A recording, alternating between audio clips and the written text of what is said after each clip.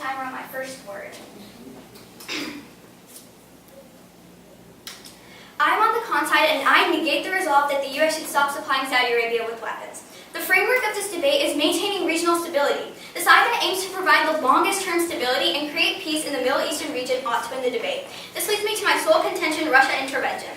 First, the Middle East is a key part of Russia's long-term strategy to restore its influence and undermine the United States. Elon Goldberg and Julie Smith explained in 2017 that Russia views the Middle East as its near abroad and is in the early stages of executing a long-term strategy to return to the powerful influence it had in the region during the Cold War. It is working to undercut long-standing U.S. relationships in the Middle East and restructure the regional order more to its liking.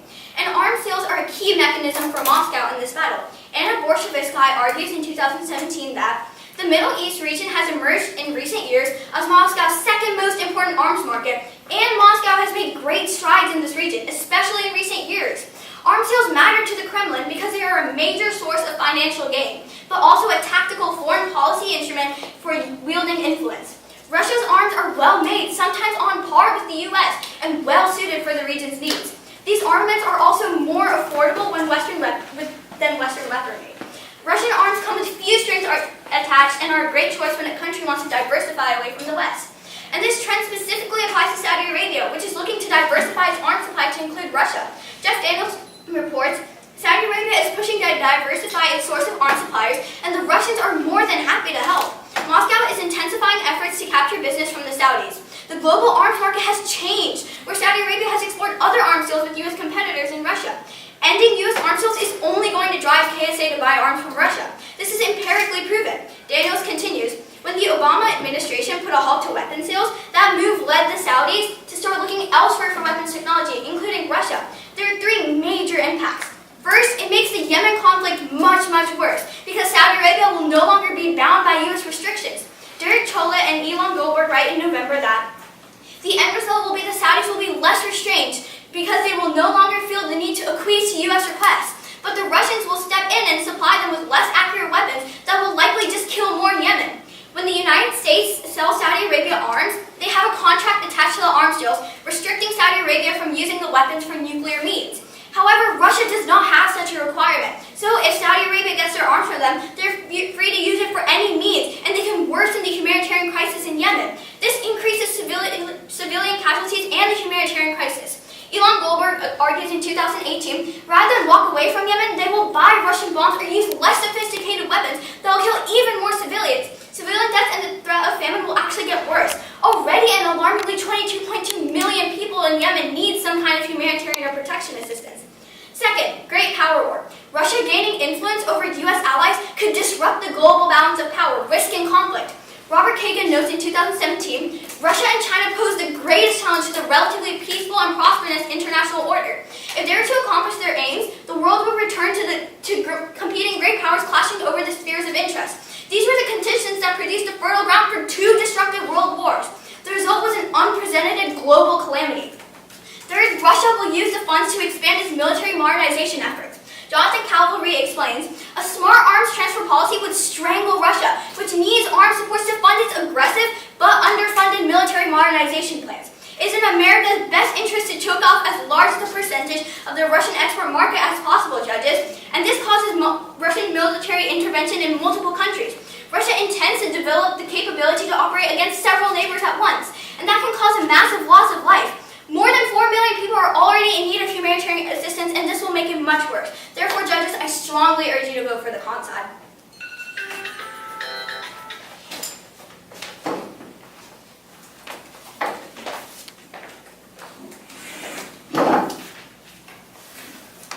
On the first word. The U.S. should stop arms sales to Saudi Arabia as soon as possible. The framework of this debate is to save more lives and lessening the length of the conflict. Contention 1, Yemen. First, the war in Yemen has unleashed devastating consequences in the poorest country in the region. Robin Wright of The New Yorker reports in 2018 that Operation Decisive Storm has produced catastrophic conditions, the worst famine anywhere in the world in 100 years. 14 million Yemenis now face starvation. Food supplies have been disrupted. The economy has been crippled. The national infrastructure has been destroyed. Every 10 minutes, a Yemeni child under the age of 5 dies from severe malnourishment or preventable diseases. Some 2 million Yemenis have been displaced from their homes, and more than 20 million people are in the need of assistance to survive. Unfortunately, U.S. arms sales to Saudi Arabia are directly contributing to this moral calamity in several ways. First, incentivizing offensive strikes. William Hartung of the New American Foundation explains in 2010 that the Saudi deal consists primarily of offensive weapons, fighter planes, attack helicopters, and guided bombs, which might be used in Saudi strikes against separatist groups in Yemen. And finally, studies clearly show that the arms trade increase the risk of militarized disputes and the link is reverse causal. David Kinsella of the University of Portland finds that all four subcomplexes within the Middle East has experienced an increase in conflictual interaction in the aftermath of increases in arms flow. Likewise, when arms supplies drop, so does regional stability. Second, arms sales are prolonging the length of the conflict. Thrall and Dormey and March write that few nations have large enough arsenals to fight conflicts for extended periods of time without resupply. Saudi Arabia was the second largest arms importer worldwide from 2013 to 17 and increased its imports 225% over the previous 5 years. And Matthew Moore of the University of Oklahoma confirms this, finding in 2012 that state importation of major conventional weapons is associated with longer conflicts. Third, arms sales undermine the chance for a diplomatic solution in many ways. A. Thrall notes in 2017 that when countries believe they have the ability to impose by military force, their desire to negotiate dwindles. By selling the Saudis weapons, the U.S. will embolden Saudis to continue a military approach. This will make it more difficult for diplomatic solutions. B. Zero-sum thinking. Mohammed Bazi of the New York University explains in 2018 that as long as the coalition believes it can crush the Houthis, there is little incentive for it to negotiate. Trump has bought into Saudi's zero-sum calculation that a win in Yemen would be a defeat for Iran, while a negotiated settlement would be a victory for Iran. Blinded by obsession, the administration is undermining a political settlement. C. Halting sales is prerequisite to a political solution. Taqwa Karman of a famous Yemeni journalist explains in 2018 that to begin to alleviate this level of suffering, arms sales need to be stopped. Any political solution to this crisis requires halting of foreign arms sales in the country. And the only way to avert widespread suffering is a diplomatic solution. The International Crisis Group argues in 2018 that removing the Houthi rebels is critical to bringing an end to the war, preventing a humanitarian crisis, catastrophe, and famine. There are several impacts to this. First, saving lives. Our right evidence is clear that the conflict has already claimed 50,000 of lives, displaced millions, and is now threatening half the population with the worst humanitarian crisis in the 21st century. Second, creating failed states is the root cause of major transnational threats. Francis Fukuyama of Johns Hopkins writes that weak or failed states are close to the root of many of the world's most serious problems, from poverty and AIDS to drug trafficking and terrorism. And you clearly see all this present in Yemen. Alan Cypress of the Washington Post reports in 2018 that Yemen's political and social chaos has fueled the growth of a violent al-Qaeda affiliate that has eclipsed its parent organization as a terrorist threat to the U.S. With more than 3 million people displaced by war and the economy besieged and in ruins, the UN says the risk of famine could imperil 22 million people. At least 1 million Yemenis have contracted cholera, and the largest outbreak of the disease in history, and pose a threat of an international epidemic. And judges, that is why I urge you to vote for Pro. Thank you.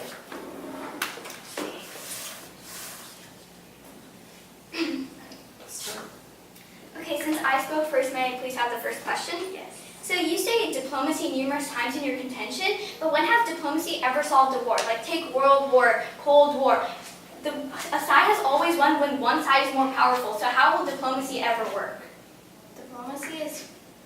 Diplomacy is crucial to making a treaty, because without diplomacy, they will never agree on any treaty. Yes, but diplomacy isn't going to work. Like as I said, all wars usually win when one side is stronger than another. So diplomacy is not going to work in this case. Which leads me to my next point. So you talked about the Houthi rebels, but you didn't address that the Houthi are the ones causing most of the humanitarian crisis, right? By cutting off food and water supply. So don't we need to give Saudi Arabia those weapons so they can fight the Houthi, and that'll give Yemen more long-term peace and save even more lives? But Saudi Arabia is also fighting against the Houthis, which is causing the famine. And without if we stop selling weapons to Saudi Arabia, then there will not be as much fighting. Yes, but actually taking our weapons out of Saudi Arabia will cause even more conflict because the Houthis will take advantage of our absence and cause even more destruction. So my side actually saves more lives.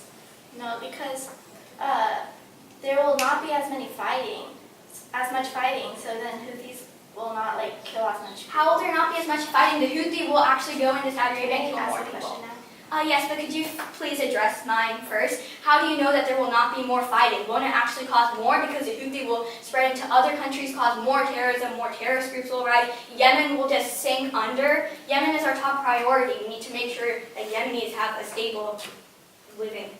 Yes, and Saudi Arabia is disrupting that. Saudi Arabia is actually helping them. They're accepting refugees and giving them jobs. It's just the Houthis that are doing it, but your side doesn't provide a solution on how to take care of the Houthi, who are causing most of the conflict.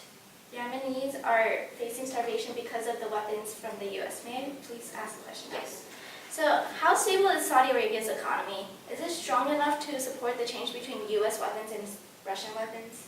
Yes, Saudi Arabia needs weapons again to fight the Houthi, and they will go Russian weapons. But as we say in our contention, Russian weapons they don't have a contract like we do that says you can't use it for nuclear means. So it could actually impact the economy more. That's why Russian weapons would be hazardous to the Middle Eastern region. But Russian weapons are so different from U.S. weapons, and that their economy would not be able to change from Western weapons all the way to Russian weapons. Actually, as we say in our contention, we have evidence Russian weapons are on par with the United States and well built for the region's needs, as we stated in our contention.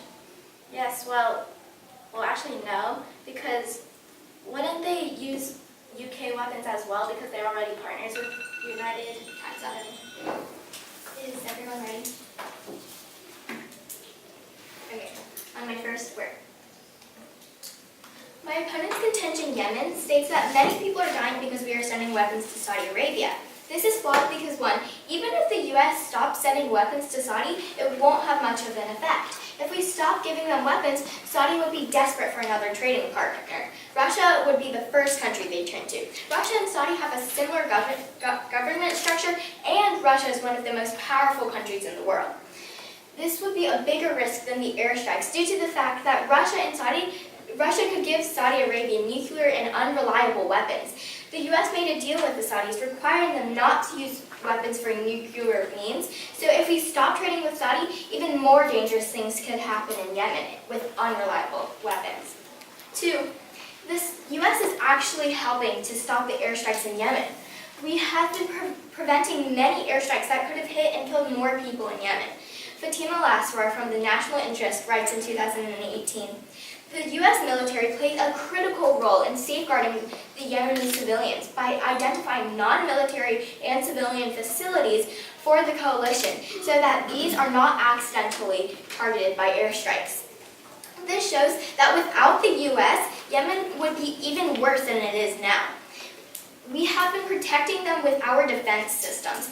If we left, then the Houthi, an extremist terrorist group causing the humanitarian disaster, would capitalize on our absence and cause even more destruction. Additionally, if we were to stop trading with Saudi, then Russia would. This could result in more destabilization in the Middle East and more destruction in Yemen. Judges, the last thing Yemen needs is more conflicts. It's our moral obligation to help a country in need. We need to stay with Saudi so that we can protect Yemen from being hurt even more. 3. There may be airstrikes in Yemen, but Saudi Arabia is trying to help. Saudi Arabia is actually letting in refugees from Yemen and giving them a job. Author of Arab News proves Saudi Arabia received 603,833 Yemeni refugees with their families who are allowed to move freely and work. Additionally, Mansour Armazes in 2016 explains, Saudi Arabia is in fact making serious efforts to reduce civilian casualties and provide aid to Yemen. The slow advance of the Yemeni government's forces is that the Arab coalition wants to avoid civilian casualties. Saudi Arabia has received 41,000 Yemeni refugees who were granted full access to the country's public health and education facilities as well as to the labor market. This shows that even with the airstrikes going on, Saudi Arabia is providing aid for the Yemenis and doing what they can to help. The Saudis are not as cruel as the pro side portrays them to be. 4. More than Saudi Arabia, the extremist group Houthi is putting the country in jeopardy. By blocking the supply of clean water and food, thus causing an alarming humanitarian crisis. The Houthi rebels are impacting Yemen more than Saudi Arabia. Fatima from nationalinterest.org says in 2018, the Houthi government's total neglect of sanitation services and its failure to maintain and repair sewer and water infrastructure has contributed to the deepening of the cholera epidemic. Additionally, the Houthi have confiscated food, medicine, and critical life-saving equipment to give to military members or to sell on the black market at wildly inflated prices. This shows how much of a disaster they are making in Yemen. So stopping the weapon shipments will actually cause more people to die, since Saudi Arabia will not be able to use weapons to eradicate the Houthi and resolve conflicts in Yemen. That is why the parasite is wrong. Pro-response to Russia intervention. First of all, Saudi Arabia doesn't even want Russian weapons. Non-Western suppliers like Russia and China do not have the type of system Saudi Arabia seeks. Switching Saudi force structures to Russian would be expensive, take significant amounts of time, and require a restructuring of Saudi Arabia's security outlook. 2. Russian arms sales are very unlikely. Saudi Arabia has no plans to purchase military hardware from Russia. Russia has tried to sell arms to Saudi Arabia, but has consistently chosen to purchase weapons from the West. The Saudi military is trained to use Western equipment. Number 3. Saudi's weapons are less advanced, so even if they sell them to Saudi Arabia, it actually won't cause as much destruction. Doug Vando explains, America remains a military colossus. The idea that Moscow could reconquer the nations that were once part of the Soviet Union or communist satellites, overrun Western Europe, and then attack the US is a paranoid fantasy. Number 4, we all know that Russia won't be able to sell to Saudi Arabia. According to the New York Times, more than 60% of its arms deliveries over the past 5 years came from the US. The military relies not just on American tanks, planes, and missiles, but for a daily supply of maintenance, training, and support, such as intelligence and refueling.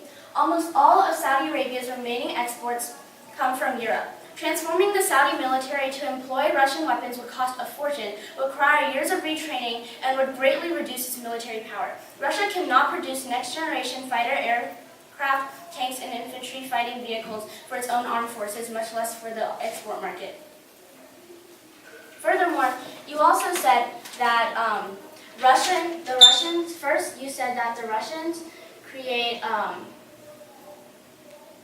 weapons on par with the United States, and that their weapons are just as good. But then later on you said that their weapons were less accurate. So then they would kill more people.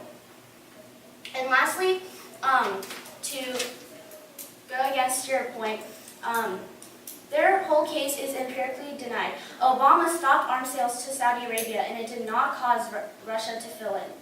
Ewan Maskazil reports in 2016, the U.S. halted arms sales to Saudi Arabia because of the high death toll in Yemen. Obama officials said that the problems in Saudi Arabia drove the U.S. decision to halt weapons sales, but Russia did not fill in. Thank you. Okay. So, since I spoke first, can I ask the first question? So you said that Russian weapons will cause a fortune, but in our contention, we said that it's cheaper than U.S. weapons, so wouldn't Russia fill in? We meant that it'll be very expensive because our systems are completely different. So it'll. But Saudi Arabia and Russia's government have about the same government structure. Both have like one person, the government has full power. Yeah, but it's not the. It's the military. It's the the structures of their military and their weapons that they already have. They would have to switch all of it over. And furthermore, Russia has already tried to sell to Saudi Arabia, but they have not succeeded. Because the U.S. was selling. Yeah, but earlier, like I said, when the U.S. halted sales, it didn't happen. Okay, you can ask your question. Okay. So you said that Saudi Arabia is actually providing aid, and that they're not as bad as we portray them to be. But isn't Saudi Arabia? Don't they support terrorism too? But they've been providing aid for the Yemenis and giving them a job as well and letting them move freely in Saudi Arabia. They haven't been treating them badly because they've been letting them we not need that if we just ended the war altogether? How would you end the war? By halting sales to. But the Houthi are still ravaging Yemen. It's still gonna, like, even if you halt the war and stop selling weapons, the Houthi are still distracting Yemen. And as we said in our contention, if we stop giving them weapons, Russia would, because Saudi Arabia wants to trade weapons with someone else. So they would definitely trade with Russia. Okay. Well, yeah, you can have the next question. Okay, so you said you said the Saudi Arabia relies on the U.S. for weapons, didn't you? Yes.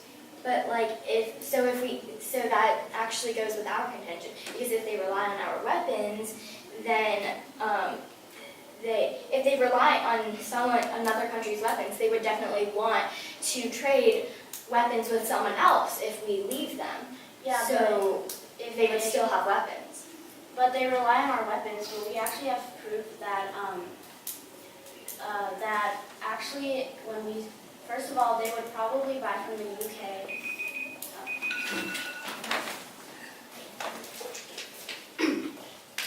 To address my opponent's response main points. First, my opponent stated that Saudi Arabia would not even go to Russia for arms since Russia supplies Iran, which Saudi Arabia is involved in a proxy war with, and Russian weapons are not reliable. However, the whole issue is a proxy war with the United States and Russia, so why would any other country get involved?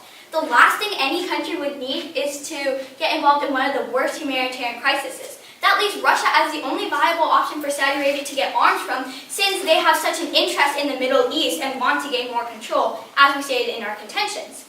Russia is eager to get involved and will convince Saudi Arabia to buy their arms. Additionally, as we stated in our contentions and repeated numerous times, Russia's arms are well made, sometimes on par with the US, and well suited for the region's needs. These armaments are also more affordable, which contradicts your response that said Russian weapons would be expensive, and they're more affordable than Russian weaponry. Russian arms also come with few strings attached and are a great choice when a country wants to diversify away from the West. If Saudi Arabia has no other choice, they will go to Russia. This will result in the worsening of Yemen's humanitarian crisis. As we stated in our contention, when the United States sells Saudi Arabia arms, they have a contract restricting Saudi Arabia for using the weapons for nuclear means. However, Russia does not have such a requirement, so Saudi Arabia can use the weapons to destroy Yemen, since they will no longer have to acquiesce the United States. Second, my opponents say Russian weapons aren't advanced, so even if Saudi Arabia used them, it won't cause much destruction. However, Russian President Vladimir Putin boasted about his country's prospective nuclear weapons, saying they are years and even decades ahead of foreign designs. As we stated in our contentions, Russia is working on military modernization efforts and have made weapons that could cause massive destruction. Therefore, it is wrong for the pro side to claim Russian weapons won't cause destruction. My opponent implies that their side saves more lives and we endanger Yemenis, but they did not address the Houthi conflict, which is impacting Yemenis more. Therefore, judges, I strongly urge you to vote for the con side. My first word. So first I will start by answering their responses. First, they said that halting arms sales to Saudi Arabia won't cause any impact, but Saudi Arabia does not want Russian weapons and sales are very unlikely. One evidence shows that Saudi Arabia doesn't even want Russian weapons. Jared Bisadio explains in 2018 that non-Western suppliers like Russia and China do not have the type of systems Saudi Arabia seeks. Switching Saudi force structures to Russian would be expensive, taking significant amounts of time, and require a restructuring of Saudi Arabia's security outlook. Second, the response says U.S. is helping stop airstrikes, but American arms are mainly used for attacks, not defense. If the U.S. was to withdraw, it would decrease the amount of attacks on civilians and casualties. In our contention, we stated, unfortunately, U.S. arms sales to Saudi Arabia are directly contributing to this moral calamity in several ways. First, incentivizing offensive strikes. William Hartung of the New American Foundation explains in 2010 that the Saudi deal consists primarily of offensive weapons, fighter planes, attack helicopters, and guided bombs. Their third response says Saudi Arabia is trying to help. However, their efforts have not worked. There's still many millions in starvation, and the evidence they gave is still very outdated, and there's no current evidence that they are still trying to help.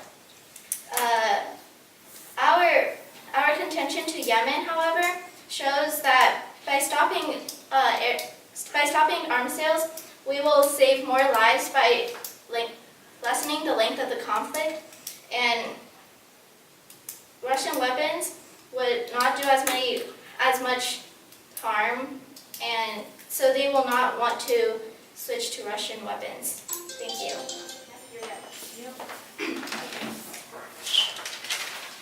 So you acknowledge that the Houthi are contributing to the problem a lot, correct? In your contention, you acknowledge that the Houthi are cutting water supply. So, as we stated, Saudi Arabia can use the weapons we provide them to kill the Houthi and make sure Yemen has more long-term peace. Otherwise, how else are we going to eradicate the Houthi? Well, the U.S. arms are mainly used for attacks, which would indirectly be affecting the water supply, the food supplies, and all the other infrastructure damages. Yes, but it's mainly the Houthi rebels because their religion conflicts. They are the ones who are cutting off the food and water supply. As we stated in our response, Saudi Arabia is trying to help.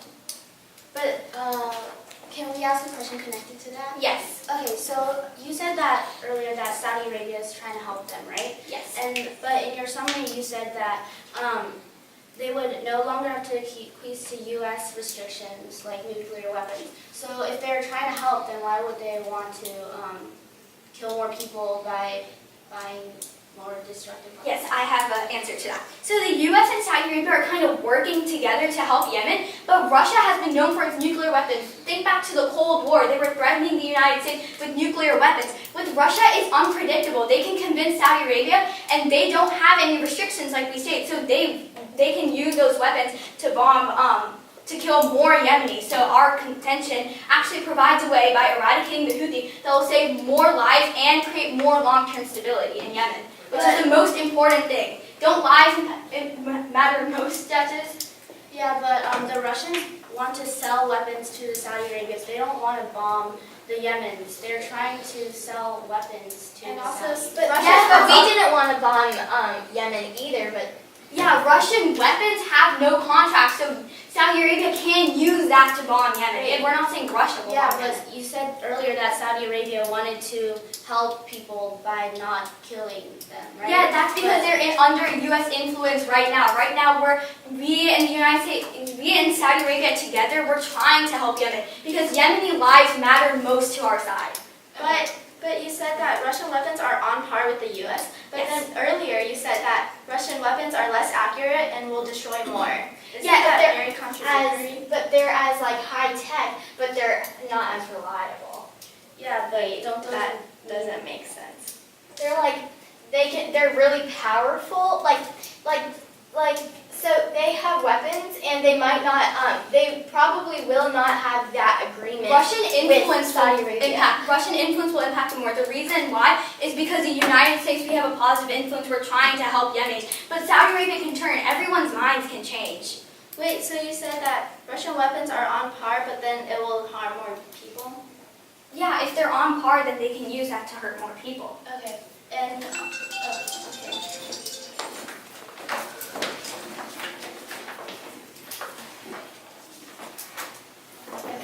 So, alright, is everyone ready?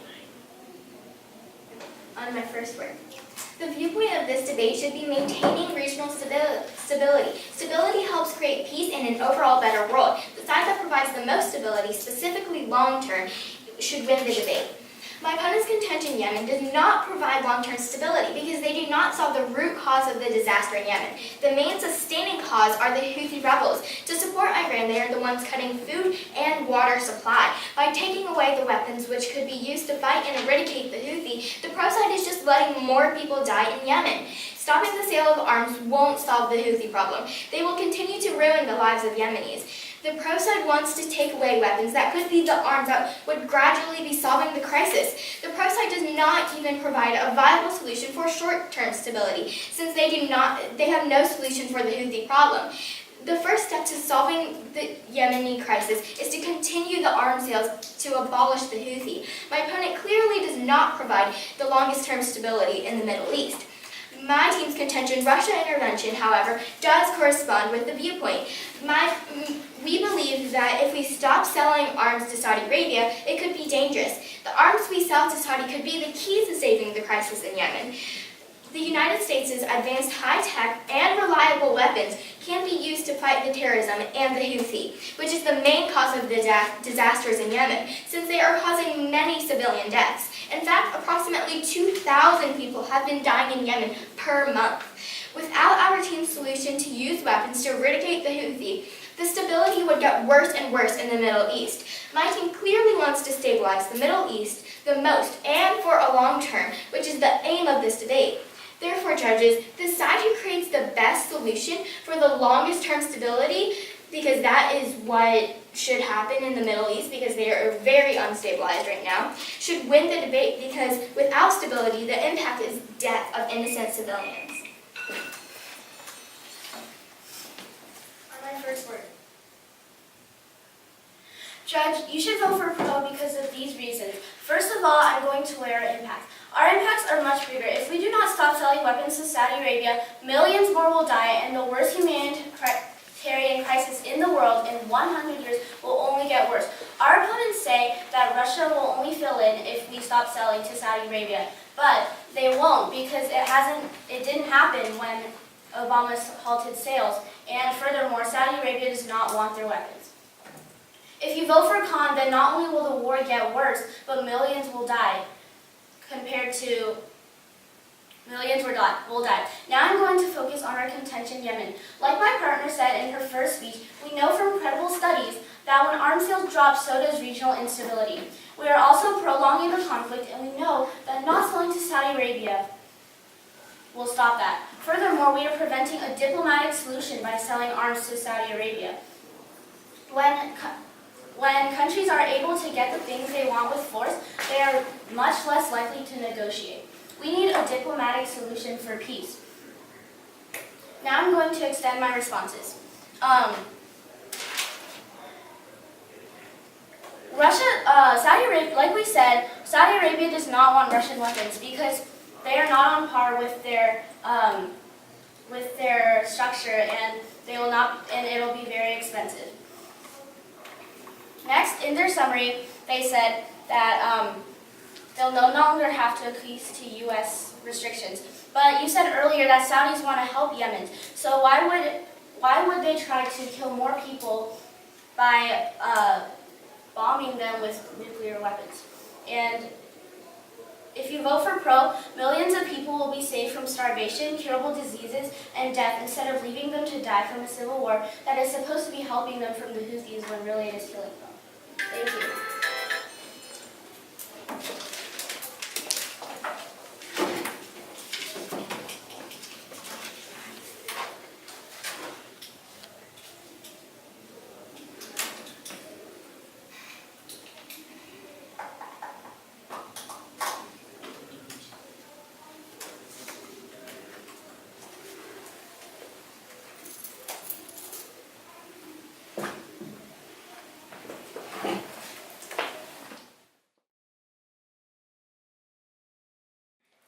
Yes.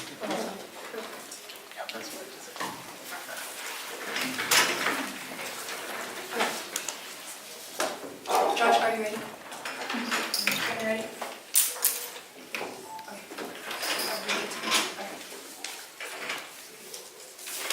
Bartica and I proudly negate the resolution. Resolve: the United States and its arms to Saudi Arabia. Our sole contention is Russian roulette.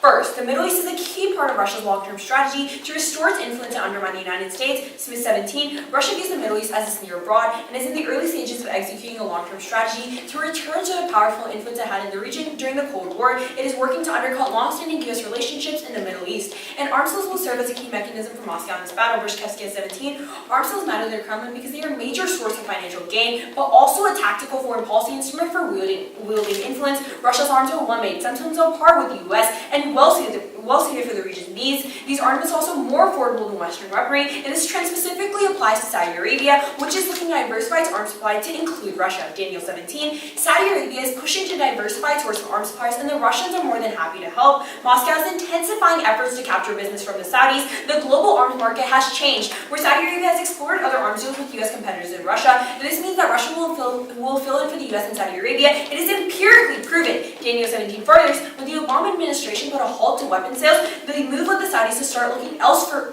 for weapons technology, including Russia, and other countries won't sell Saudi Arabia weapons. Russia would be the only option. D118 countries have restricted arms sales to Saudi Arabia since the kingdom began airstrikes on Yemen. Denmark and Finland suspended arms deals. Germany said it was stopping all arms transfers to the kingdom. A lot of exporters have dramatically decreased their supply. The UK halved its export value in half. French exports dropped to $91 million in 2017 to $26 million last year. Spanish exports also decreased. Canceling arms contracts with the Saudis would be foolish, and Russia would be the enormous beneficiary, and this trend will continue to spill over to the rest of the region, amplifying all of our impacts. 716, had the sale been blocked and Saudi Arabia shifted to Russia, other Gulf states would have followed suit, putting in jeopardy an additional tens of billions of dollars in sales, and Saudi Arabia has the capital needed to make the transition. Session 18, money is not a real obstacle to the oil-rich country of Saudi Arabia. If we canceled, they would buy from the Russians because they can afford it. And there are three impacts to this. First, it makes the Yemen conflict worse because Saudi Arabia will no longer be bound by U.S. restrictions. Goldenberg 18, the end result will be the Saudis will feel less restrained because they will no longer feel the need to acquiesce to U.S. requests, but the Russians will step in and supply them with less accurate weapons that will actually kill even more civilians in Yemen, and this increases civilian casualties in the humanitarian crisis. Goldenberg 18, rather than walk away from Yemen, they will buy Russian bombs that will kill even more civilians. Civilian deaths and the threat of famine will actually get worse. And second, Russia will use its funds to expand its military modernization efforts. Carly 18, a smart arms transfer policy would strangle Russia, which needs arms exports to fund its aggressive but underfunded military modernization plans. It is in America's best interest to choke off as large of a percentage of the Russian export market as possible. And this causes Russian military intervention in multiple countries. Gila 16, Russia intends to operate against several neighbors at once. This means military adventures elsewhere, not just in Syria, could be contemplated at the same time as continuing pressure on Ukraine. Putin's boast that Russian troops could occupy several European capitals within 2 days, and that could cause a massive loss of life. Ukraine alone affected millions. Relief Web 17, more than 4 million people are in need of humanitarian assistance. The armed conflict has taken the lives of more than 10,000 people, and the number of people injured has reached 24,000. Besides, more than 1.6 million people are internally displaced. And third, Russia spreads authoritarian views. Barman 18, Russian leadership still projects its vision of autocratic stability onto the region and is unlikely to become a supporter of democracy movements in the Middle East. Putin is likely to encourage authoritarian and skewed policies. And democracy is key to reduce conflict and prevent terrorism, turning their case altogether. Albright 17, democracies do not go to war against one another. Democracies are less likely to spawn internal armed conflicts or experience deadly terrorism because they channel dissent through nonviolent means. It is essential to adopt strategies to institutionalize democratic government and human rights. So what we're telling you is the second that the United States stops selling weapons to Saudi Arabia, Russia's just going to fill in and they're just going to kill even more civilians and exacerbate the humanitarian crisis that's going on in Yemen. That's what we need.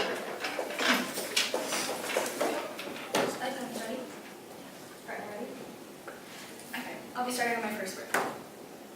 Paris and I proudly affirm the resolution the United States should end its arms sales to Saudi Arabia. Our sole contention today is Yemen. First, the war in Yemen has unleashed devastating consequences to the poorest country in the region. RED reports in 2018 that Yemenis now face the worst famines anywhere in the world in 100 years. 14 million Yemenis now face starvation, food supplies have been disrupted, the economy has been crippled, the national infrastructure has been destroyed. Every 10 minutes, a Yemeni child under the age of 5 dies from severe malnourishment or preventable diseases. Some 2 million Yemenis have been displaced from their homes, and more than 20 million people are in need of assistance to survive. Unfortunately, U.S. arms sales to Saudi Arabia are directly contributing to this moral calamity in several ways. First, incentivizing offensive strikes. Hartung in 2010 said that the Saudi deal consists primarily of offensive weapons, fighter planes, attack helicopters, and guided bombs, and these weapons uniquely encourage aggression. They're all in Germany right in 2018 that with these and nation's calculations about intervention abroad may shift decisively. Saudi Arabia's recent behavior illustrates this dynamic. And finally, studies clearly show arms transfers increase the risk of militarized interstate disputes, and the link is reverse causal. Kinsella finds in 2002 that all 4 sub-complexes within the Middle East have experienced an increase in conflictual interaction and an aftermath of increases in arms flows. Likewise, when arms supplies drop, so too does regional instability. Second, U.S. weapons in Saudi Arabia is prolonging the conflict. Moore says in 2012 that state importation of major conventional weapons is associated with longer conflicts. And 3, ending arms sales will drastically reduce the humanitarian crisis in Yemen. Diplomacy solves better. They're all in Germany now in 2018 Policymakers seeking to make America less complicit in Yemen's humanitarian crisis can curtail the arms deals the U.S. makes with Saudi Arabia, starving the war machine currently ravaging Yemen and its people. A better use of American resources would be to generate diplomatic momentum to resolve the conflict. Arming an aggressor isn't the best way to broker a peaceful solution. However, if the U.S. banned arms sales to Saudi Arabia, it will end the violence in Yemen. Washington 2018 says the U.S. could put an end to Saudi coalition bombing campaign tomorrow if it wanted to. The U.S. could ground the Saudi Air Force by withholding this assistance. The war in Yemen has been a horrifying example of what happens when the U.S. arms despotic clients in the name of defense and then refuses to hold them accountable when they use weapons we sold them to slaughter innocent people.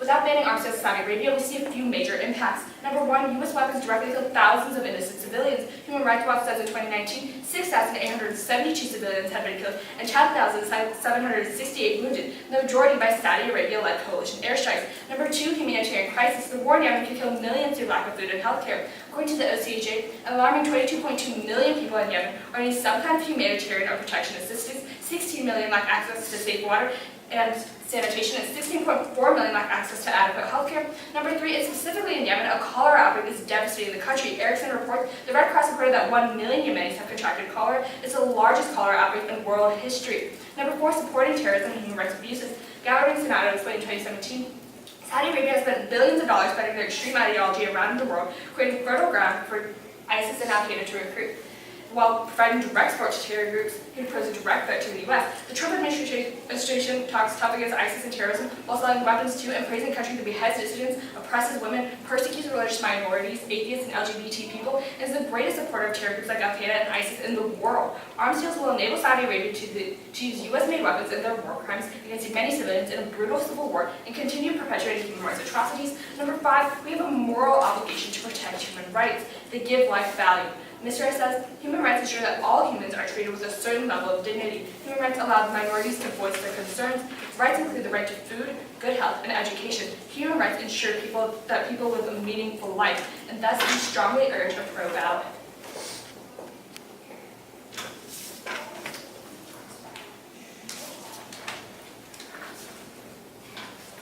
Since I spoke first, may I have the first question? All right. So first of all, you bring up this entire war in Yemen, right? And so your entire point of stopping all this aid that's going on, stopping the humanitarian crisis, is solely dependent on the fact that that Saudi Arabia doesn't get weapons, correct? Yes. All right. So if Russia just fills in, sells these weapons to Saudi Arabia, does that not take out your entire case, stabilizing your impacts onto our side, and just making the conflict in Yemen much worse, killing even more civilians, causing an even bigger humanitarian crisis? You have to look at the probability of a Russian fill-in. Saudi Arabia doesn't necessarily want Russian weapons. Okay, when you try to bring up that fact altogether, right? If Saudi Arabia doesn't want Russian weapons, in case we've shown you that there's no other country that's willing to sell Saudi Arabia weapons except for Russia, right? So if Saudi Arabia doesn't have an option, they're gonna turn to Russia to continue this war. Saudi Arabia is not just gonna wave their white flag and stop the war in Yemen. They're just gonna go to Russia and make the conflict much worse. Okay, but you have to see, how long will it take them to change their whole entire military system? We have a card that my partner will read in response that says it'll take decades. By then, the Yemen crisis will already have been solved. Sorry, when you We talk solved all our when you talk about this decades thing, right? First of all, there's two things here. First, the United States has been selling weapons to Saudi Arabia for decades. Okay? That just means that Saudi Arabia already has a stockpile of weapons that they can continue the war in Yemen. Second of all, Saudi Arabia can just buy more weapons from Russia. So even if you talk about this interoperability time, right? Saudi Arabia is going to try to make it as fast as possible without stopping any military intervention.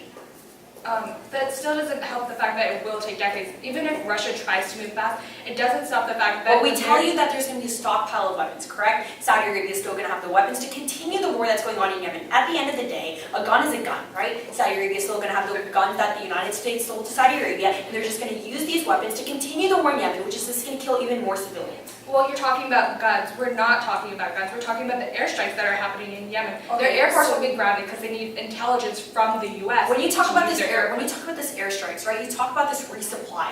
But if Saudi Arabia has already switched and stopped refueling their jets and etc., their airstrikes from the United States and have a domestic ground, this point has no warrant behind it. There's no reason to even buy this.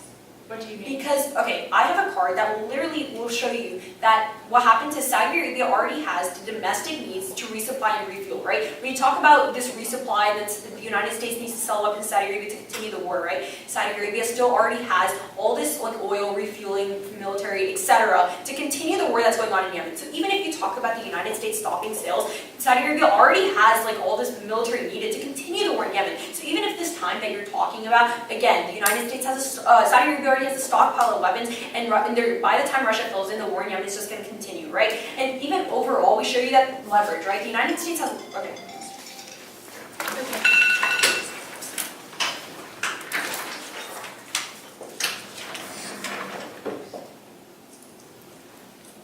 Okay, so the order of my speech, I'm going to be doing a little bit of impact weighing, and then I'm going to move on to some line by line on their case. Is everybody ready? Okay. Judge, even if you give the pro side 100% their impact, you're still going to be voting con because we massively outweigh.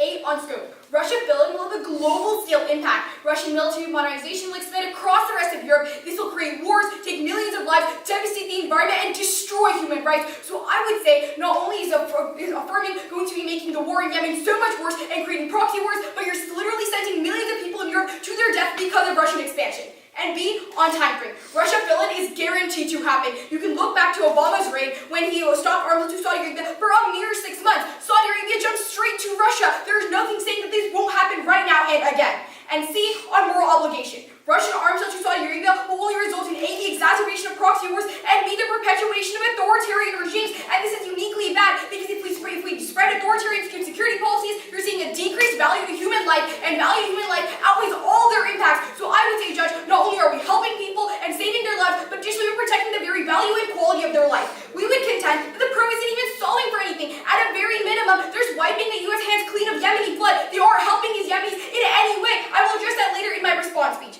Now let's move on to some specific answers to their entire contention of Yemen. First, I would say that Saudi fighting in Yemen is entirely inevitable. They can't solve for anything for 2 reasons. A, Aylan Goldberg tells you that the Saudis view the crisis in Yemen as a threat to their national security. They have no reason to just surrender and wave a white flag. They will find a way to resupply and continue fighting. And then B, Street 14 tells you that there are other countries in the Saudi coalition that the U.S. supplies weapons to. The UAE, Morocco, Bahrain, these countries are still going to be fighting in Yemen. The conflict isn't stopping. They aren't saving anybody. 2, all their links are contingent on the idea that Saudi Arabia won't be resupplying. But there are a couple of huge flaws with this. A, I would say that the Saudi Arabia has a huge stockpile of U.S. weapons right now. So even if we were to stop sales, Nice 18 tells you that the Saudi coalition can just use these weapons to continue fighting. And then B, you can look to our entire case of Russia fill-in. Saudi Arabia is just going to buy weapons from Russia. You talk about that it would take decades and this would solve for their diplomacy. But the biggest issue with this is they're just going to use the stockpile weapons to solve for that time while we're getting Russia fill-in. So I would say that the war is still going to continue. And see, on their entire point of like resupplying and refueling these jets, domestic production solves. Saudi Arabia has already cut refueling with the United States. It's happening in the status quo. Saudi Arabia is already decreasing its reliance on the United States. There is no reason why they wouldn't be able to continue their air coalition. And 3, I would say you can turn their entire diplomacy link because hard power is key to soft power making diplomacy effective. The United States has leverage over Saudi Arabia. Remind 18 tells you that leverage is key to a diplomatic solution. The U.S. is using leverage in the UN right now to advocate for pro-U.S. foreign policies that are key to like bringing about peace in the region. And then French 18 tells you that Saudi Arabia is uniquely key to using U.S. leverage because they buy majority of our weapons, and that means we have massive power over them. And then Cooper 04 confirmed this by telling you that we can only have a diplomatic solution if we have hard power to back up our claims and ensure that what we bring at the negotiating table can become a reality. And then 4, I would say that Saudi Arabia is a crucial counterterrorism partner, and Daniel Biden would agree with me. We've had multiple counterterrorism efforts in Saudi Arabia, so if they want to talk about like the expansion of AQAP, then we need Saudi Arabia and to have good ties with them to actually counter these terrorists. Additionally, 5, they come back and tell you that, oh, Saudi Arabia is helping these terrorists, but I would completely disagree with this because Saudi Arabia has never been placed on the list of state terrorism. If anything, these are the Houthi rebels that are terrorists, and we need to do everything we can to combat them. Nawaf Obi tells you that in the words of the 9/11 Commission, there is no evidence the Saudi government has even funded Al-Qaeda. So I would say, if anything, we're going to be stopping counterterrorism and preventing U.S. military expansion. Now, on their side, they may try to come and tell you that, oh, we have a moral obligation to help these Yemeni people. But you can look back to what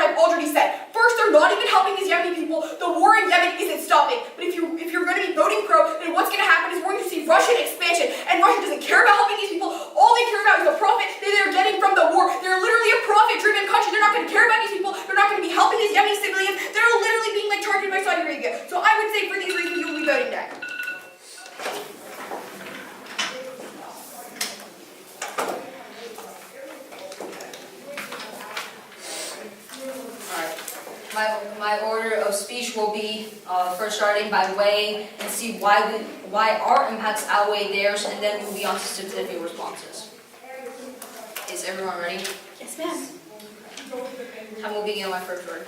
Judge, even if you give the concept 100% of their impacts, we still massively outweigh in every aspect. First, 6,000 people are killed directly by U.S. airstrikes, and 22 million people are starving to death. And the biggest cholera outbreak in human history is present in Yemen. 93% of casualties are civilians by providing arms. We're not ending the war, but just putting more fuel on the fire, killing more people. My opponent has an impact of thousands of people. We sympathize with them, but the only problem is that we're trying to save more than 22 million people that are getting killed. And they may try to bring up the fact that we don't stop the war, but the thing is, they don't even have a solution in the first place. And second of all, we're trying to save these people. They may try to say that, oh yeah, we don't ground Saudi Arabia's Air Force, but that's not true. We do ground them, and the war will be over. They talk about spare parts, right? But Saudi Arabia is entirely related to the United States. They cannot function without U.S. support.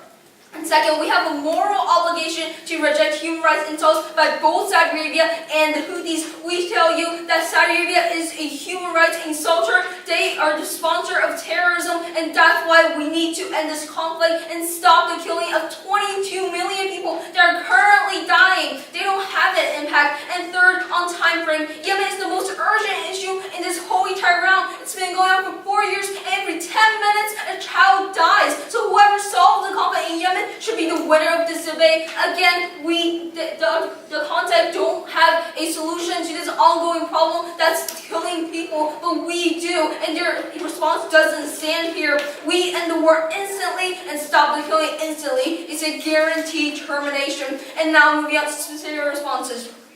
One, while it's true that Russia and China are major arms exporters, the claim that U.S. weapons can easily be replaced is not. And Guy will tell you in 2018, first, once a country is locked in to a specific kind of weapon system, the cost to switch to a different supplier can be huge. Military personnel must be retrained, and spare parts needs to be replaced, and operational changes may be necessary. They may talk about there's a stock ton of U.S. weapons already in Saudi Arabia, but that's not true because they cannot function without U.S. support. They may have weapons, but they cannot function. So, and two, Russia and China don't have the ability to produce weapons that Saudi Arabia wants. Kovalet explains in 2018, Russia cannot produce next-generation fighter aircraft or tanks for its own armed forces, much less for the export market, and so their response doesn't stand, since Saudi Arabia doesn't even want those weapons in the first place. And three, as my partner said in the crossfire, filling takes decades to happen. They may say, there's responses to that, but I already answered them, so they don't even matter. It still takes decades to happen. They're too invested on U.S. equipment. The United States have been selling them weapons for 40 years, so the cost and time to switch to a different supplier will be huge. And the most urgent issue in this whole entire round is the Yemen war, right? 22 million people are starving. They may take decades to happen, but our impact is happening right now. Every 10 minutes a child dies. We're talking right now. Some kid in Yemen is dying. They may not sympathize with them, but we're trying to solve the problem here, right? We're trying to save these people from starvation. And for Russia and Iran are allies, and they're closer than ever. Russia will tell Saudi Arabia the enemy with weapons. That's just not how it works. Iran is a key ally to Russia, so they won't sell weapons to Saudi Arabia. And finally, it takes a ton of time to manufacture high-quality weapons. Russia don't manufacture or export the same number of arms that the United States does, and it takes time to ramp up production. As I said before, it will take at least decades to happen. But when you go with the pro side, we're saving people right now. People are dying right now, so our problem is way more urgent, and that's why I urge a pro ballot. Thank you. Okay. Yes.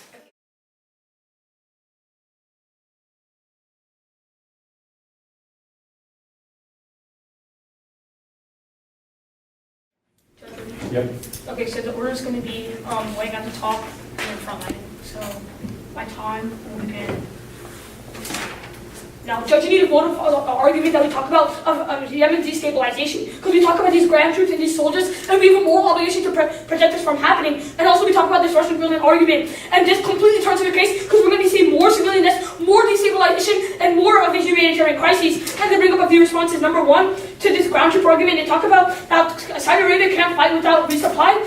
They can't use arms without resupply, but they can actually use ground troops without resupply. So gave us that point. And now they bring up a few more responses to Russia Finland. Number one, they talk about how these weapons are less advanced, and that equals less destruction. But our Goldberg college tells you that lesser weapons are less advanced, and that equals more deaths because of miscalculation, and they're going to have more civilian targets. And two, they talk about how we don't even want Russian weapons, but that's only in the status quo. If we don't halt ourselves, this is empirically proven, Russian weapons are going to be a priority for Saudi Arabia. And then they talk about that Russia can't sell these weapons because it's going to be a fortune, and they only sell these defensive weapons. But again, so Russia has the second greatest military in the entire world. They sell offensive weapons to 15 other nations in the world. So I think it's clear to say that they can sell weapons to Saudi Arabia that are offensive. And then also, they talk about this point about Russia sells to Iran, but this is also empirically proven that this is false, because when Russia has sold weapons to Egypt, and that completely goes against the Iranian alliance. So they don't really care about their alliances. All they care about is the money that they're going to be getting.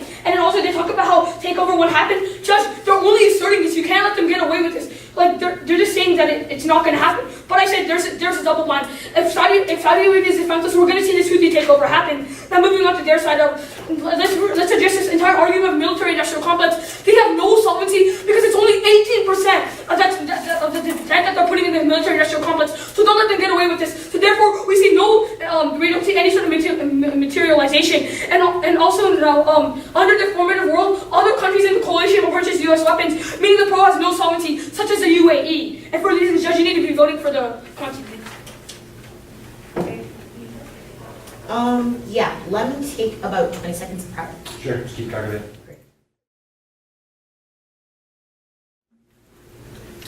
All right. 30 seconds.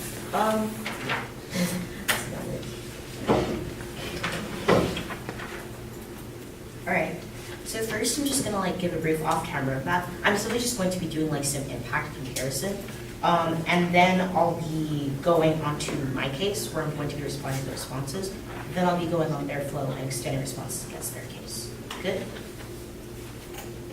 All right. Is everyone ready?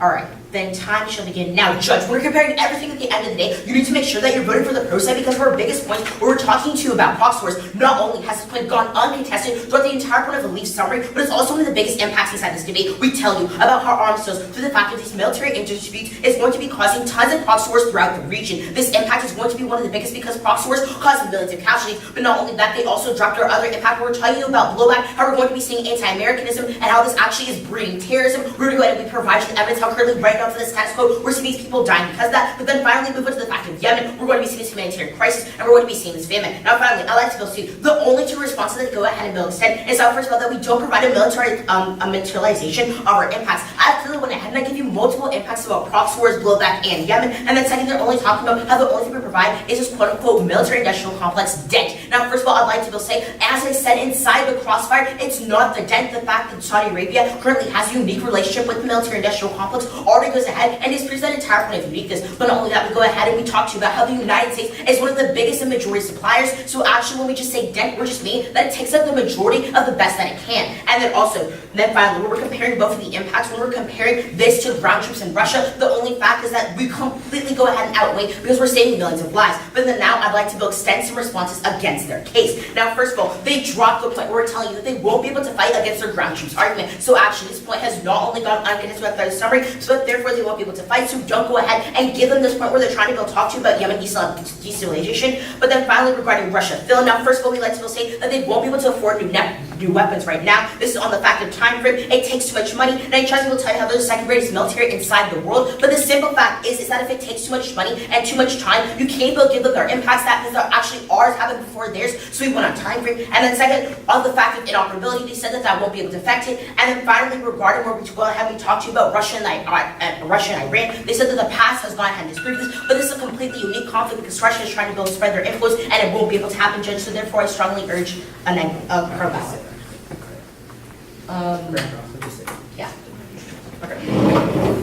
So, at the point that Russia sells weapons to Egypt, which is part of the Saudi-led coalition, what makes you believe that they are not going to sell to Saudi Arabia? Okay, the problem with that is that Egypt is a very minor The fact that rival. they- okay. Can I please finish? Go ahead. Okay, Egypt is a kind of a minor rival to Iran. On the other hand, Saudi Arabia is going to be a huge rival to Iran. Remember, they're fighting in multiple proxy wars across the region. And remember, this is all because that we're selling arms to Saudi Arabia, and you're not going to be selling for this. Two things. Also, Can I'd I- like to Bill mention can I that, respond? sure. Two things. First of all, at the point, Russia already gives defensive systems to Saudi Arabia. If they were truly committed with their relationship with Iran, why would they give defensive systems to Saudi Arabia? Again, the second thing is Egypt is part of the Saudi-led coalition. The Saudi-led coalition is fighting Iran.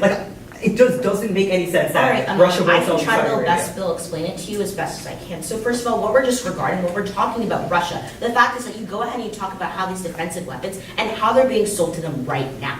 First of all, the fact that they're selling defensive weapons means that they're That not they open use to go against selling Iran. offensive weapons. Defensive just proving weapons that they use what against they're Iran. talking about. I think it's fine. Also, I'd like to finish up my point without any interruptions, since that's what you told me.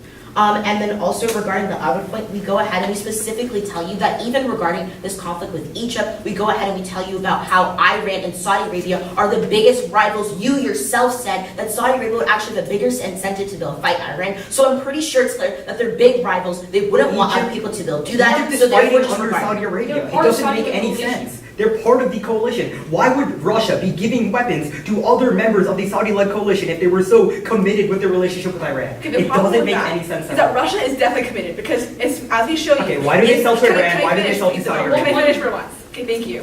In Yemen, Russia is the one supporting the Houthis, not Saudi coalition, but the Houthis, because it's only supported the Houthis throughout the war. And remember, they aren't supporting Saudi Arabia; they're supporting Iran. And obviously, they're literally sending tens of billions of dollars of arms to Iran, not Saudi They Arabia. sell $3 billion worth of defensive systems to Saudi Arabia. Not all Alright. of the systems that would help them in Yemen against. They're But still selling to- they use defensive Alright, systems to but no, counteract that's clear. Iranian Okay, missiles. those are so all they want is sales, right? Remember, Russia knows that these weapon Exactly, systems exactly. aren't even that advanced. Yeah. These defense systems that they sell to Saudi Arabia. Okay, you have evidence. I can provide evidence that says they aren't effective, right? And then secondly, they aren't offensive that will help them in Yemen. You have to remember that they're not going to be helping to fuel the crisis in Yemen as you are right now. The way out. Also, if the fact that they're defensive weapons means that they're not committed to providing them a better way to build defeat Iran. So therefore, their best goal right now is not to be focusing on Saudi Arabia, it's Iran. And yes, you provide an example of Egypt, but first of all, we go ahead. You yourself said inside one other crossfire how Saudi Arabia will go ahead and have that. So therefore, Russia knows it, and even if it was defensive weapons, where we go ahead and we still tell you that they're less advanced, they don't go ahead and affect the conflict regardless. We already see this happening inside the status quo, and we have about 4 seconds left, so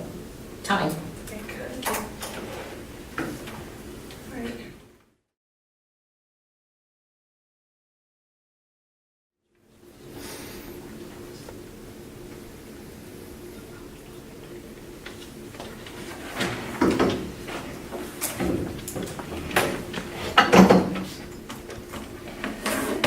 Okay. It's going to be our case, their case. Everybody ready? Great. Judge, at the end of the day, you're going to be voting off of Yemen destabilization. Our subpoint A was the short term about ground troops. We tell you that when the U.S. no longer gives arms to Saudi Arabia is going to be pushed to rely on ground troops. Their only response here is that ground troops aren't sustainable and countries need resupply or whatever. Realize that their Thrall and Dormany resupply card is only about airstrikes. I get it. Saudi Arabia won't be able to use airstrikes. That's why they're going to be using ground troops. And at the point that we win ground troops, we're winning the round because Brian Lowe gives you a comparative analysis that says ground troops are worse than missile strikes because missile strikes are more precise, whereas ground troops lead to more collateral damage and more innocent people dying. At this point, you have to be voting for the neg. But the second reason why we're winning is on Russia failing. Ultimately, they give you the Iran response, but I'm telling you that Russia already sells to Egypt, who is a member of the Saudi-led coalition. They also already give defense assistance to Saudi Arabia. The whole idea about alliances in geopolitics is symbolic. The fact that they already give defense assistance to Saudi Arabia, which are used to fight against Iran, shows you they don't care about their relationships, and they care about expanding influence, and they care about their military-industrial complex. But then, on the cost idea, realize that Saudi Arabia is the largest importer of arms worldwide. They could definitely afford these weapons. And then they already get weapons from like 15 other countries. So the idea that it's going to take decades and decades for them to use Russian weapons is laughable as well. But then I also tell you, the whole subpoint is called the long term. In the meantime, they're going to have ground troops. So even if you buy that it's going to take a long time to integrate Russian weapons, we're still winning the round. But then on their case, a couple problems. First of all, you can extend like our entire case, which is a turn to their case. But second of all, I give you evidence in my rebuttal that says that U.S. counterterror on net is leading to less terrorists in the region. That's something you're going to be voting for us on. But then I also tell you that other countries in the region are also bombing the Houthis in Yemen, meaning like the UAE, Bahrain, Kuwait, or whatever. They all get arms from the United States, and they all bomb the Houthis in Yemen. At this point, they have zero solvency for the conflict in Yemen, and when a Russian fill-in happens, and when Saudi Arabia turns to ground troops, you only destabilize the region even further and lead to more conflict in the long term. Alright, so what am I prep now?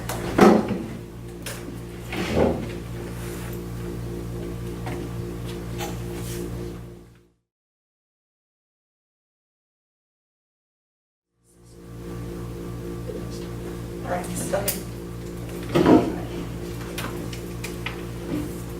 Alright, so just pretty confident about. First, I'm going to be doing a quick overview of our case, then moving on to like frontlining and then responding to the responses, or like responding to the case. Alright, so starting my first group. So at the end of the day, Judge, I urge you for the protein because we literally solved for all these problems throughout the Middle East. We solved for millions of deaths throughout the region. Remember, the United States arms dealers are one that are causing these offensive strikes, uniquely causing Russia through Yemen, Lebanon, Iraq, Afghanistan, all these different places, which is causing millions of deaths that my opponent does not solve for. And remember, like Yemen, Lebanon will only happen if we have these arms deals. And not only that, we talk about like blowback where we're telling you how these U.S. arms are being leaked out, and not only that, like they're causing like all this anti-American sentiment and all this blowback. And my opponent's only response to this is like first of all like they're turning ground troops. Remember, they're the ones making Saudi Arabia more desperate. That means that there's gonna be more ground troops in the region. Secondly, like they talk about like Russian film, which I'm gonna dispute later. They also talk about like the U.S. authorities will cooperate for the counterterrorism. But remember, this hasn't had a huge impact first of all, and second of all, like this doesn't even work. Just look throw hydrofobic cars, which literally and they're like completely ineffective. They also about how like other countries bomb Houthis. But remember, it's a very, very small amount. We sell like tens of millions of dollars to Saudi Arabia and also other countries. Moving on to their side of the flow. First of all, to like their ground troop stuff, right? You're both elongating the conflict and allowing Saudi Arabia to continue to fight another day. And feelings just simply cannot happen as will be proving. But just remember, like they are slowly losing in the conflict right now. All they're doing is going to be elongating the conflict and having more ground troops in the future. This is going to cause it to be even worse. Meanwhile, we end arms sales and totally stopping resupply, which they really need to like continue this conflict. Now my opponent we'll talk about how it's like only about airstrikes. Remember, airstrikes are the main reason, like the main way that Saudi Arabia is involved. And also, to like the Russian fill and stuff. First of all, they can't even like afford Russian weapons. This goes like completely uncontested. This means that like Russia cannot afford these unique like offensive weapons that only the United States can provide to Saudi Arabia. That means that in reality we're going to be causing these like proxy wars in their world. And secondly, there's things like operability and like all these different things. Well, remember, our cards tell you that this will cause like decades to like actually come in place. Russian weapons cannot work with U.S. weapons, this simply won't happen. And finally, this is like Iran backup stuff. Russia literally supports the Houthis in the Yemen consistently throughout history. My only thing is like Egypt was against Iran, but remember, Saudi Arabia is a main rival against Iran, and remember, Russia is the one supporting Iran, selling tens of millions of dollars in arms to the country. So in reality, my opponent's case is flawed, and we should win this debate. Thank you.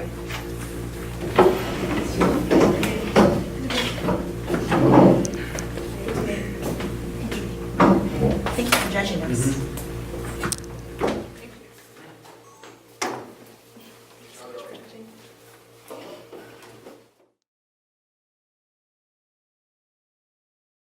Removing U.S. supports actually kills more lives.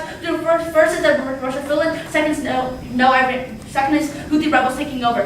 Next, they bring up starting to impact how there's going to be a humanitarian crisis, but it's actually wrong for a few reasons. Because first, Saudi Arabia is actually making serious efforts to curb the humanitarian crisis, as Mossad in 2016 writes. The Saudi Arabia is making serious efforts to reduce civilian casualties and provide aid to Yemen, and then the slow advance the Yemeni government forces of the Arab coalition wants to avoid civilian casualties. Moreover, Saudi Arabia has received 41,000 Yemeni refugees. And second is that Houthi rebels will block more humanitarian aid as they plan to see the constructed. How Iran-backed Houthi rebels already impeded delivery of humanitarian aid in Yemen, which already caused 22.2 million people needed humanitarian assistance. Lastly, they talk about this part about how Saudi Arabia supports terrorism. This is completely flawed for a few reasons. Because first, Saudi Arabia has never been on the list of state of sponsored terrorism, and if there was clear evidence of them sponsoring terrorism, then the U.S. would have said so. The National explains that, but in the world of 9/11 Commission, there's no evidence Saudi government has individually funded Al-Qaeda. From a religious perspective, Al-Qaeda and ISIL are actually enemies of the kingdom. For these reasons, I urge you to vote for a con ballot. Thank you.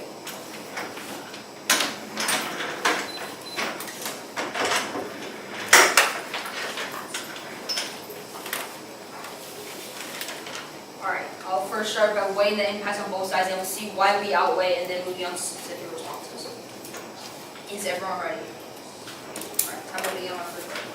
Judge, even if you give the concept 100% of their impacts, we still massively outweigh in every aspect. First on magnitude, 6,000 people are killed directly by U.S. airstrikes, 22 million people are starving to death, and the biggest cholera outbreak in human history is present in Yemen. 93% of casualties are civilians. By providing arms, we're not ending the war, but just putting more fuel on the fire, killing more people. And they may try to say that these impacts just go on to their Houthi takeover, but this is not true, and I'll show you why later. And second, we have a moral obligation to reject human rights insulted by both Saudi Arabia and the Houthis. And third, on time frame, Yemen is the most urgent issue in this whole entire round. This has been going on for 4 years, and every 10 minutes a child dies. So whoever solves the conflict in Yemen should be the winner of this debate. And finally, on probability, the concept provides no realistic solution in the science quo. What if pro ends a devastating 4-year war instantly by grounding Saudi Arabia's air force? It's a guaranteed termination. And now moving on to specific responses on the first point of Russia fund. While it's true that Russia are major arms exporters, the claim that U.S. weapons can easily be replaced by other suppliers is not, and we need to use this as leverage to force good behavior, guys. In 2018, first once the country is locked into a specific kind of weapon system, the cost to switch to a different supplier can be huge. Military personnel must be retrained, spare parts need to be replaced, and operational changes may be necessary. After being so reliant on U.S. weapon system for over decades, the transition cost to buy from another country could be prohibitive. And this is why the U.S. is significantly leveraging this aspect of the relationship. And two, Russia and China don't have the ability to produce weapons that Saudi Arabia wants. Corella explained in 2018, Russia cannot produce next-generation fighter aircraft tanks for its own armed forces, much less for the export market. And the refueling takes decades to happen, because for 2018, Kingdom is too invested on U.S. equipment. It will take decades to transition from U.S. to Russian weapons. Saudi Arabia don't have time, given they're bogged down in Yemen. And for Russia and Iran are allies, and they're closer than ever. Russia will provide Saudi Arabia the enemy with weapons. President in 2018, when Putin and humanity last talk, Putin said, "I will not betray you. You can trust us. We won't run at you like the Americans." This is a pivotal moment in an evolving alliance that over the past few decades has never gone beyond a tactical relationship. And now moving on to Iran pressure. While Saudi Arabia violates human rights just as Iran does, Fuchs says the 2017 U.S. Human Rights Report on Saudi Arabia detailed abuses by government, including unlawful killings, torture, arbitrary arrest and detention, violence, and official gender discrimination against women. 15 of the 19 men who attacked America on 9/11 were Saudis, and according to a leaked U.S. government memo from 2009, donors in Saudi Arabia constitute the most significant source of funding to Sunni terrorist groups worldwide. And a status quo fails. The current strategy of arms sales is getting us nowhere. The civil war has been going on for 4 years with no end in sight. The Houthis have taken over tons of territory, and the U.S. arms sales were working so well, and the war would have already ended by now. And now diplomacy stalls by voting for pro-war, establishing a peaceful diplomacy, whereas in the Calm War, diplomacy has already failed 3 times, and diplomacy is the only chance at creating lasting peace. And 10, turn arms sales strengthen the Houthis in multiple ways. A fighting the Houthis and arms sales actually expand Iranian influence. According to Gregory Johnson, Iran's relationship with the Houthis have moved from attraction to alliance. The more Saudi Arabia has attempted to combat Iran in Yemen, the deeper Iran has become involved in Yemen, and the Houthis have been pulled into Tehran's orbit. And being turned leakage, U.S. weapons are falling into the hands of the Houthis, making them stronger. It's better to end arms sales to reduce fighting and create peace. Per reports, Saudi Arabia has transferred American-made weapons to Iranian-backed rebels, exposing some of America's military technology to Tehran and endangering the lives of U.S. troops. The U.S. has lost control over a key ally, presiding over one of the most horrific wars of the past decade. And since I still have time left, I would like to frontline a couple things. They said that all our impacts goes to their side because of Houthi takeover, but this is not true. As I showed you before, the only way to defeat the Houthis is by United States ending arms sales. So these weapons are not going to the Houthis and actually keeping them with our allies, Saudi Arabia, so we can continue fighting on things like counterterrorism. But then counterterrorism doesn't even work because Saudi Arabia is a sponsor of terrorism itself, and that's why I urge a pro-ballot.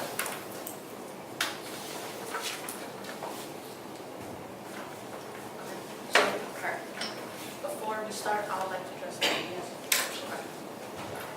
So in your response speech, you said something about how we have no solution, right? Yes. But isn't that actually flawed? Because 2 hours ago, there was actually Houthi rebels are actually they're getting out of the port. They're getting out of more ports. They're actually seceding their own territory. So which means that we actually evidence with actual enforcement. Yes, we do.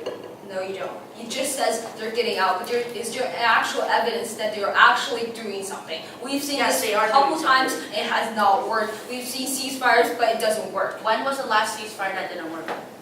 I don't know. That's for you to research. Exactly, which means that if there's no all the ceasefire has worked, that means that we're actually making improvements to solve the Yemen war. As we said, that 1 week ago they already removed themselves from the port of Hodeidah, and then now they removed themselves from even more Alright, ports, what if I which tell means that you Yemen war is already being solved. What if I tell you the United Nations had reported 3 failed ceasefire attempts in the status quo? What That was means that? Let me finish. and that means the status quo doesn't work. We need to do something about it to actually end the war, and I'll show you that card right now. We can do that next. You can ask a question. Alright, the thing is, do you have any statistics for how many people will actually die inside Yemen if the Judge were to go on the con side? Okay, so this fact is that we're not exactly sure, but like right now there's already Not exactly Should I continue? Right now there's already 10,000 related deaths related from the Houthis, which means that if there's it's common laws, because Houthis are torturing thousands of civilians, which means that they have no count for human rights, which means that they'll ultimately hurt more people in the Let future. me respond to that.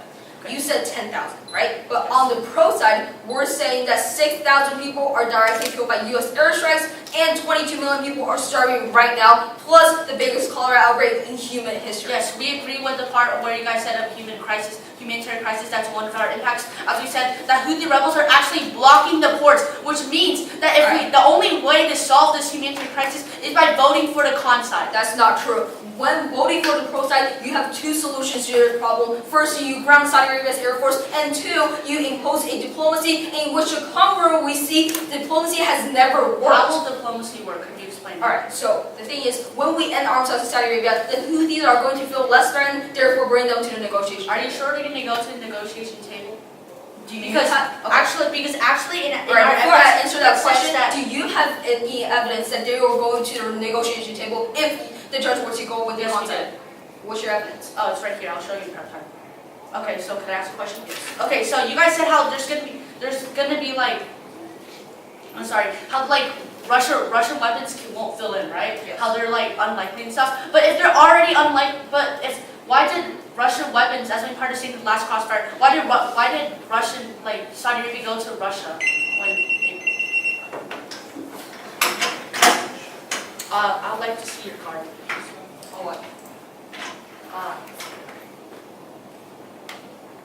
Do you want to see mine?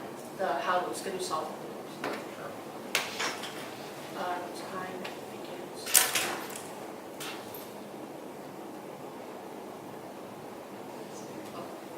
1:55.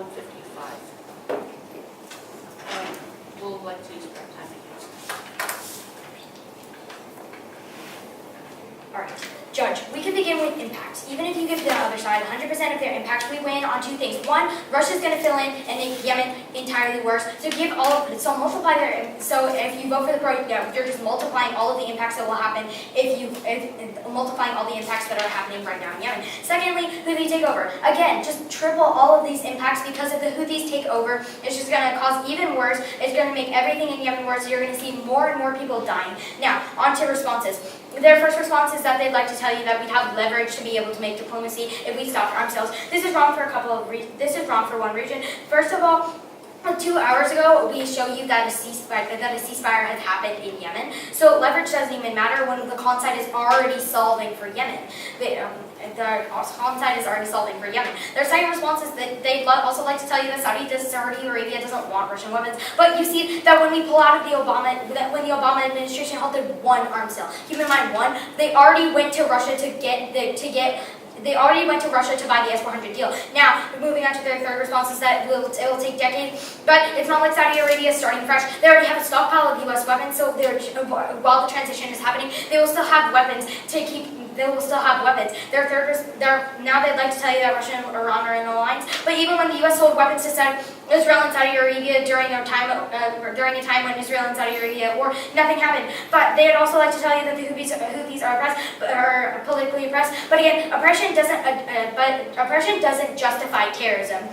The Houthis are internationally recognized as terrorists. Their sixth response is that there's no end in sight. But again, we tell you that diplomacy is happening. Happened last week and 2 hours ago. Now they'd like to tell you that diplomacy fails, but diplomacy happened 2 hours ago. Then I want to group all 8, 9, and 10 as expanding Iranian influence, leakage, and Saudi Arabia as terrorists. First, the UN has recognized Houthi as a terrorist. Leakage didn't even happen, and cross-apply my response to leakage to expand Iranian influence.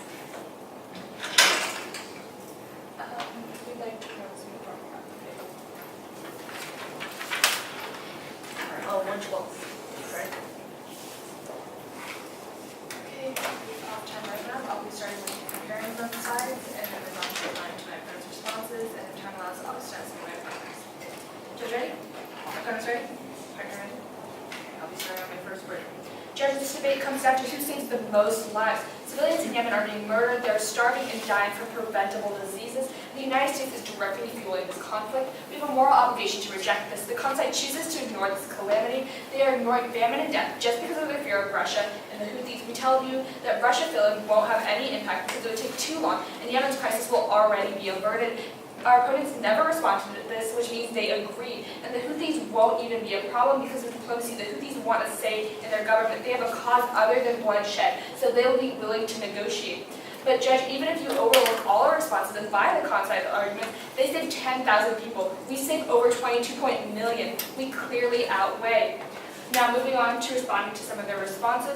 The first thing they said was that they access all of our impacts But no, they don't, because the Houthis are not as bad. They are not going to cause as much damage as Saudi Arabia does. They've also said that Saudi Arabia wants to end this war, but they clearly don't. People are still dying. The next thing they said was that Saudi Arabia has already agreed to a drawback in their ports, but their evidence was really recent. It was just like a couple of hours ago or something. Ceasefires have been violated in the past.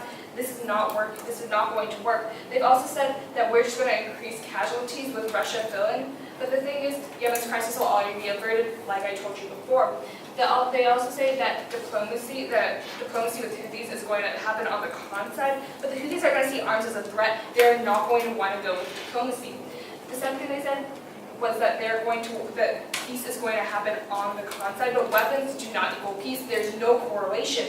They've also said that Saudi Arabia is wanting to curb the crisis, but people are still dying, and they've said that Saudi Arabia is not on some list for terrorism. But this doesn't undermine the fact that they violate human rights and they supported terrorist groups. And thus we urge a pro-ballot. So since he's first, can we have the first question? All right, time begins now. So in your summary, you would like to tell us that there was some list of the state sponsors of terrorism that doesn't matter, right? But the U.S. has to recognize these states as a state sponsor of terrorism. You know who's not on the list of state sponsors of terrorism for the U.S.? That's Saudi Arabia. But you know who is on it? Iran. Even if they are on the list, that doesn't excuse them from doing horrible things, violating human rights. We have evidence to show that they directly support terrorism. All right, Can I finish? What was the example that you? Also, you talk about how Iran is such a big threat. Iran didn't show interest in the Yemen conflict until Saudi Arabia intervened. You're just making Iran containment worse. You're not helping. All right. I'd like that you bring up Iran containment because this is just an added benefit of Houthi takeover, right? The Houthis are on this. The Houthis are backed by Iran, right? So by supporting Saudi Arabia in this war, we are basically helping contain Iran. If we defeat Iran, which we are already doing, or if we make a diplomatic solution, which the Khan side is also doing, the pro side has no sovereignty. What's really happening in this war right now is when we supply Saudi Arabia with weapons, they just go on to give them to Iranian-backed rebels, which is Houthis or terrorists. Do you have an okay? So I have a question. Why would any thinking person give something useful to their enemy? Exactly. It looks good on paper, right? They're not going to give it to them, but that's how it works logically. But according to our evidence, that's not how it works. According to evidence, according to a credible source. Okay, Iran is a moral enemy of Saudi Arabia. Iran and Saudi Arabia are polar opposites. You know, Saudi Arabia is a completely different branch of Okay, can we move on to another question? Yeah, let's move on. Or we can ask. No, it's okay. We'll ask the question. So the status quo, this war has been going on for 4 years, right? War has been going on for 4 years, and has the status quo done anything? Yes, we actually have. And what is that? As we said before, multiple times, that like first the Stockholm Agreement, which was 1 month ago, now wait, can I continue? And then 1 week ago, the Houthi rebels have withdrawn from the port of Hodeidah, and now like 2 to 3 hours ago, they actually have withdrawn from 2 more ports. So which means that we're actually creating solvency while we're 100% probability while the pro side has Okay, less probability. First of all, this is too slow. People are dying right now. We need an instant result. So you're saying 2 right? hours ago is too slow, right? Okay, Because well, 2 hours ago we just had a ceasefire. Exactly. And it's working so far. Is that doesn't show that it works. It shows that they've tried to implement this. This doesn't mean that this Okay, but do you have any actually evidence that something 2 hours ago hasn't worked yet? Well, No. we have any evidence that the ceasefires ceasefires are not working.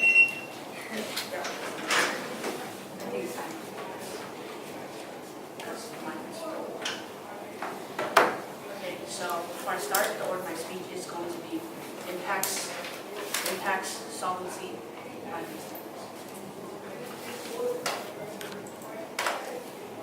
Judge, John, you ready? Yes.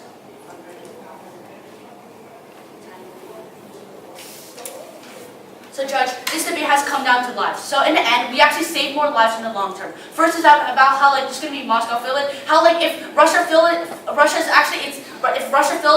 in, it's actually going to make everything worse because Russia's going to use less accurate weapons that are going to ultimately kill more civilians in Yemen. Secondly, is the Great Power War, which they completely dropped in this whole debate. How there's going to be a Great Power War. How like they're going to get the weapons to like fuel. They're going to create the weapons to get the weapons to fuel World War III. And that's next to that, pressuring Iran. The first is that how it's going to cause suffering of thousands of Yemeni civilians. And then secondly, it's going to kill even more civilians than anything they bring up. So like, even if you bring up this point about 22.2 million deaths of humanitarian aid, it's actually going to cause more deaths on our side because that, as we said, because that's one of our impacts, how Houthi rebels are going to block more humanitarian aid in the future. Okay, let's move on to solvency. We actually solved the Yemen war actually better for the diplomacy. Their part about how diplomacy actually doesn't work is from 2017. I don't even think that there actually is a diplomatic solution from 2017. Well, if you look at our cards from 2019 and at 1 week ago to 2 hours ago. Okay, this means that we're actually making progress. We're actually solving the Yemen war, preventing any of this impact from happening. Now let's move on to the other side of the flow. We have to extend a few things. First, that extended fact that how again 2 hours ago they called for another de-escalation. How Houthi forces have withdrawn 5 kilometers from the ports of Salif and Ras Isa. And secondly, that I want to extend the fact that how they completely dropped this argument. How Saudi Arabia actually wants to end the war. They're pushing the UN to push for a peace deal, which means that the Yemen war is actually solving. And third is that actually removing the US support is actually causing more deaths. As again, they cleaned up this argument, which this argument means how like the US actually uses its Patriot missile defense systems to protect from Houthi ballistic missiles, which means that we're actually saving more lives in the long term. For these reasons, I urge you to vote for a Khan ballot. Thank you.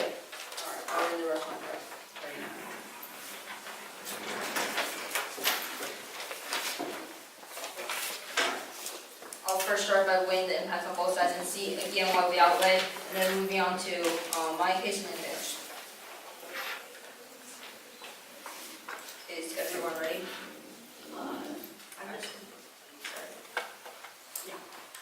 I'm moving on my paper. Judge Israel will pro to end the worst famine in 100 years and the largest humanitarian crisis in the 21st century in Yemen. This company should end as soon as possible, and we will for side. The war will end tomorrow. Saudi Arabia's air force cannot function without support. This whole entire argument they never responded to. So this proves that we have complete solvency, and the war will end by tomorrow. And now let me tell you something on our side. U.S. lovers are the very creators of this bloody and violent crisis in Yemen, directly killing more than 6,000 civilians, causing more than 22 million people to starve, and every 10 minutes a child dies. So this shows you how urgent this problem is. And while they say that there's going to be Russian blood, but first there's no probability. They don't present to you how what's the percentage of Russia actually going. While we show it to you that 22 million people are starving right now, there's 100% probability.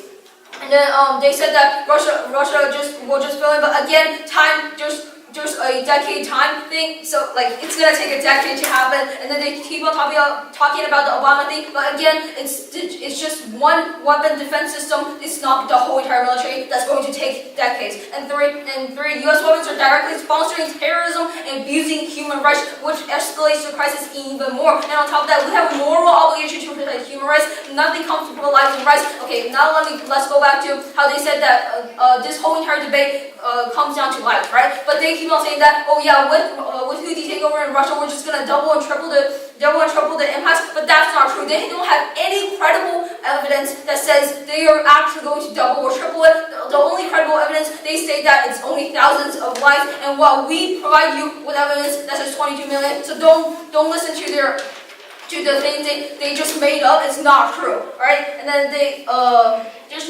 there's no impact for the Houthis as well because they just keep on saying double and triple, but in reality, that's not true. And so, for all the reasons stated above, you should vote pro to end the worst humanitarian crisis in 21st century and save these 22 million people while our deciding lives no impact.